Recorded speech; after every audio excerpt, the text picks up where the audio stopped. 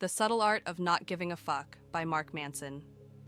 What if caring less actually made your life better? No, not apathy, not laziness, but radically choosing what matters and ruthlessly cutting out everything else. Mark Manson's The Subtle Art of Not Giving a Fuck isn't your typical feel-good self-help book. It's a slap in the face, a reality check for a world drowning in toxic positivity and empty hustle. This isn't about doing more. It's about doing less, but better, smarter, with clarity, courage, and brutal honesty. Let's break it down. You're going to care about something. That's inevitable.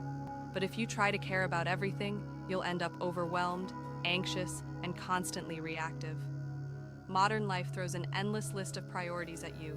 Likes, followers, status, money, validation, productivity. But not all of them matter. In fact, most of them don't. Here's the shift.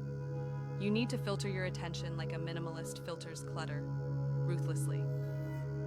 Ask yourself, is this a good problem to have? If not, stop giving it your energy. Here's another truth. Pain isn't optional. It's the price of living. We suffer because we care, because we want things, because we're chasing meaning. And that's not a flaw. It's the point. Happiness doesn't come from avoiding problems. It comes from solving the right ones, problems you've chosen.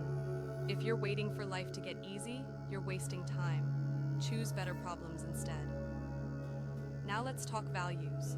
Your emotional pain often comes from the values you live by.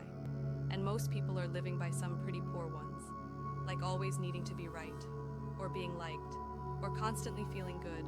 But those values don't hold up. They crumble under pressure. What you need are values that create long-term meaning, things like honesty, responsibility, curiosity, resilience. They won't always feel good in the moment, but they'll keep you grounded and growing. Ask yourself this: are your values helping you grow, or are they just making you feel better temporarily? Here's the idea: you're not special. In a world obsessed with validation and self-importance, this might sound harsh, but it's actually freeing. You don't need to prove yourself constantly. You're allowed to fail, to not be perfect, to not be amazing every day. Once you stop chasing exceptionalism, you're free to chase truth, integrity, and depth. And now, the deepest idea of all: you're going to die. That's not morbid. It's a compass. It reminds you that time is limited, attention is precious, and most things truly don't matter. So stop waiting for the perfect moment. Stop worrying about being judged. Start choosing your fucks based on what'll matter when you're gone. Let's turn all of this into action. Start by auditing your stress. Write down what's currently bothering you. Then ask, does this align with the kind of life I actually want? If not, why am I giving it so much of myself?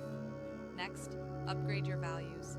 Catch yourself when you're chasing things like approval, comfort, or image. Replace those with things like growth, honesty, and responsibility. Start tracking how you respond to problems, not just how things feel in the moment. When the next challenge hits, pause. Ask yourself, wait, is this actually a better problem than the one I had 6 months ago?